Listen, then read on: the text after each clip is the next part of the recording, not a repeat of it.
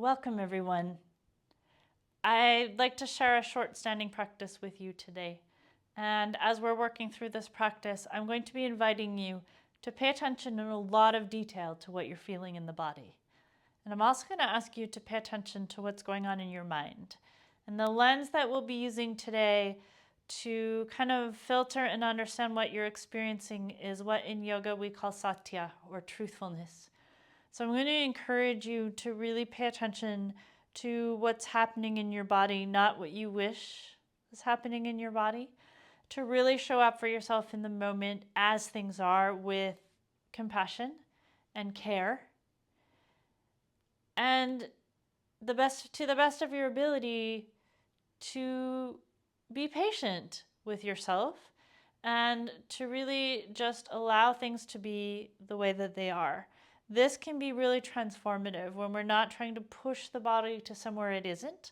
That is what actually allows us to work together with our bodies in order to eventually affect some change in how we feel. It's a little bit counterintuitive that by trying not to fix the body, we start to see transformation happen. And yet time and time again, that's how I experience things. So if you're willing to go on this little journey with me, we're going to start in standing. And we're starting in Tadasana.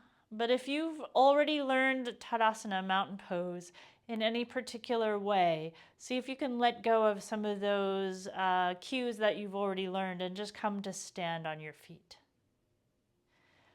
And you're going to notice what you feel on the bottoms of your feet, really noticing where your weight is. And maybe you're more on one foot than the other. Maybe you're more in the forefoot or more in the heel.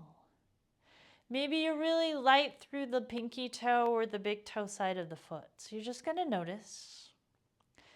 And then you're going to see if you can get centered. And the points on the foot we're going to pay attention to today are the big toe mount, pinky toe mount, and the center of the heel. And that tripod in the bottom of your foot is where you're going to try to balance your weight and then evenly between right and left sides. If you're finding that's difficult and you've kind of come into this posture and try to get your feet perfect, you may just take some little steps around. Don't look down at your feet. Just let your body self-organize. So as you come to stand, just let your body come to stand. And then see, is it easier for you to connect to those 3 points on the bottom of your feet? Maybe it is, maybe it isn't. If it is, you might then just look down at your feet and notice if you've come to stand a little differently than what you think is the right way. And it may be that you're standing that way, in fact, for a good reason, so you can get really connected into your feet, right? So now that you're noticing that, we're going to take the feet a little further apart. Now, as we take the feet apart, if we get really far, you're going to start to notice it gets harder and harder to stand in the middle of the feet in that same way. Starts to be more pressure maybe out into the feet.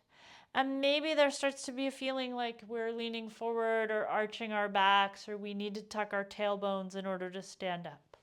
So what I want you to do is stand on your feet with some ease, centered as you can be right now. And then as you take your feet out a little wider, I don't want any of that to change.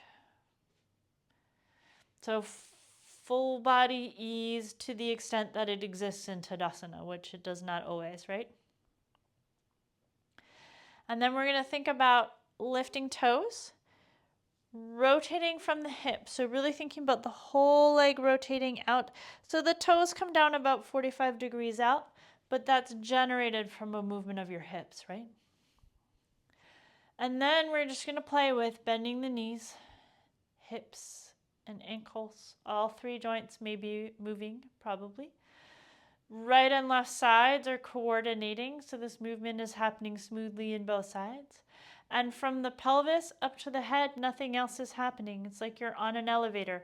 So there's no sticking the tail out behind you. There's no tucking the tail in. There's no one hip comes up towards the armpit. Pelvis to head is quiet.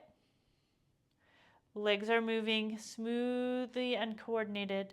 Knees are coming out towards the middle toes. And you're staying connected through the tripod of the foot as you move in and out. So you just see if it's possible or not possible. And then if you're struggling with any aspect of that, If you bring the movement back to the smallest movement you can do, does that help? If you can find a movement where things feel smoother or more connected or more coordinated or more isolated, you're going to do the movement that way. So that we're fostering those qualities in our movement, right? And then you might come in and hold. Now, wherever you feel comfortable holding, it might be really small, so that you can stay here for a moment. Imagine you've got a drawstring running from your outer knee up to your hip, and that you're pulling on that drawstring up through the outer thigh seam of your pants. Notice what that feels like as you do that work. Still breathing. Pretty quiet from the pelvis up to the head. And then when you're ready, you're going to straighten the legs. Move from the hips as you turn your feet back towards each other.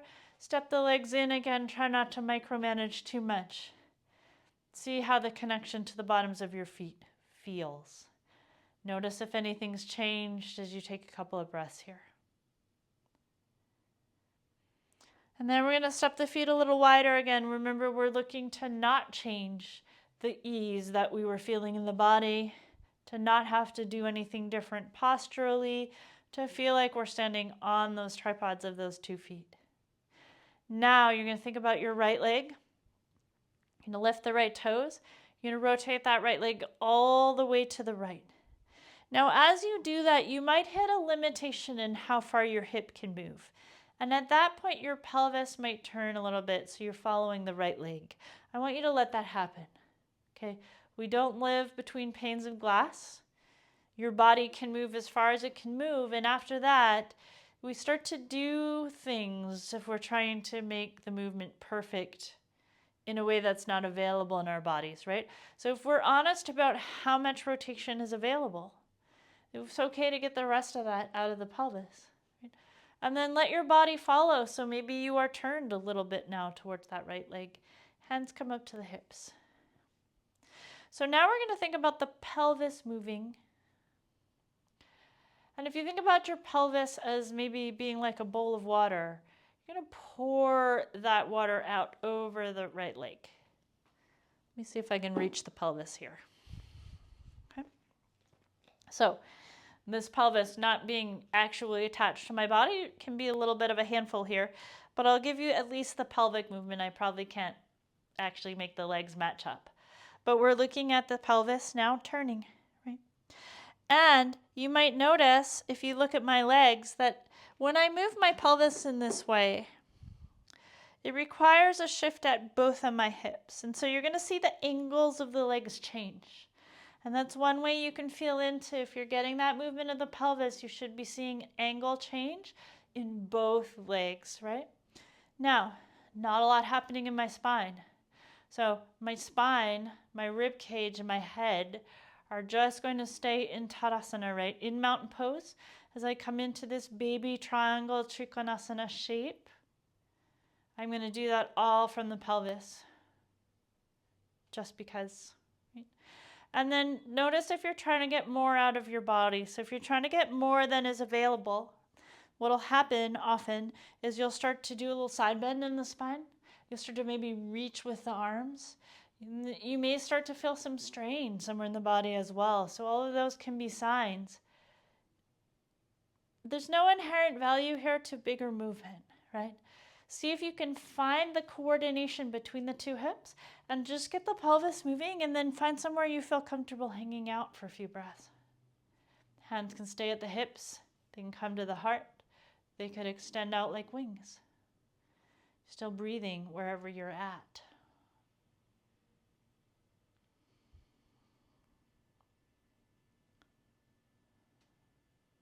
Hands are going to come back to the hips. You're going to see if you can move from your pelvis as you come up. You're going to feel that movement, that angle change happening in the leg bones here. And then you're going to rotate from the hip back forward. See if you're still grounded into the feet on both sides. May feel a little asymmetrical now because we worked one side, not the other. So we're going to do the left leg. You're going to lift the toes. Think about moving from the hip Think about letting the pelvis follow only as far as it needs to. So I happen to have a little more range on this side. I can get more movement out of my leg, and my pelvis is going to follow, but not quite as much as it does on the other side. I'm going to see if I'm still connected into my feet. Hands can come up to my hips. I'm going to think about that pelvic bowl. I'm going to pour the water out over my left leg. Movement's coming from my pelvis. I'm going to come out and in a few times.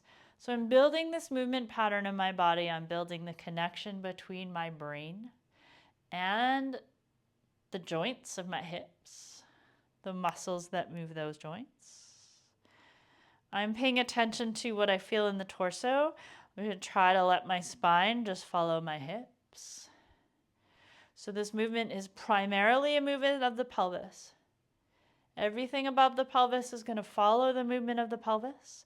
We're going to see that angle change in the legs because the hip sockets and the pelvic bones are moving. And then you're going to come in as far as it feels like you can hold. No need to make this happen any particular way. You can leave the hands on the hips. You can bring them to the heart. You can extend them out like wings. Still breathing. Notice what's going on with your weight. Notice what you're feeling in your body. Notice if there's strain or struggle happening. Is there a way you can do this that feels like there's still ease? Even though it might be kind of weird. May not be normally the way you think of Trikonasana, triangle pose, right? Perhaps. When you're ready, I'm going to bring the hands to the hips. We're going to think about moving from the hips to come out. Then you're going to think about moving from this leg, coming all the way back to center. Now you're going to step the feet in. See if you can find the same ease on the feet. Grounding into the bottoms of the feet, feeling those 3 points, big toe mound, pinky toe mound, center of the heel. Find your breath flowing. Nice and easy. Take a moment in Tadasana, mountain pose.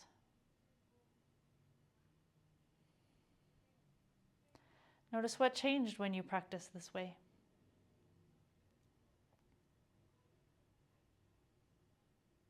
I hope you enjoyed this little standing pose exploration.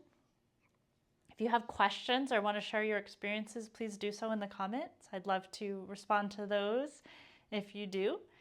And have fun exploring these kinds of movements at your hips. Take really good care, and may we all be balanced and well.